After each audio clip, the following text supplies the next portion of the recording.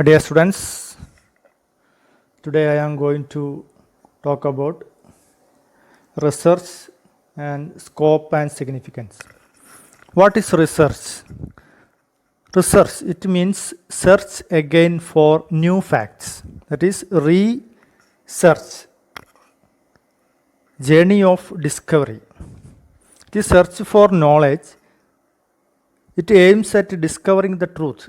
It is carried on both for discovering new facts and verification of old ones. And it is a search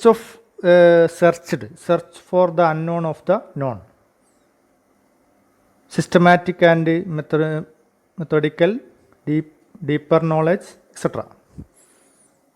Research is a process of systematic and in-depth study or search of any particular topic, subject or area of investigation backed by collection, computation, presentation and interpretation of relevant data. Next, scope and significance. Research provides the basis for government policies, and research helps in solving various operational and planning problems of business and industry. It helps in solving various social problems, and research is useful to students, professionals, philosophers, literary and intellectuals. Research secures PhD to the students who prepare for that degree. Research is a livelihood to the professionals. Research helps to attain new ideas and insight to the professionals. Research may mean development of new style and creative work to literary men. The next, what are the types of research? First one, fundamental research. It is mainly concerned with the generalization and with the formulation of a theory and gathering knowledge for knowledge's sake.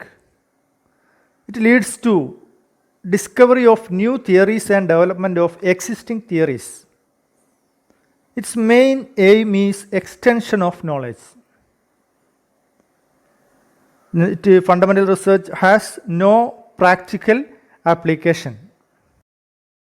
And second one, applied research. It is related with a particular project and problems. It is designed to answer specific questions aimed at solving practical problems. Example, research in the field of business, medicines, etc. And third one, descriptive research. It is designed to gather descriptive information for complex studies. The main content is field survey and fact-finding investigation. In this, data are collected through observation, questionnaire, and interview.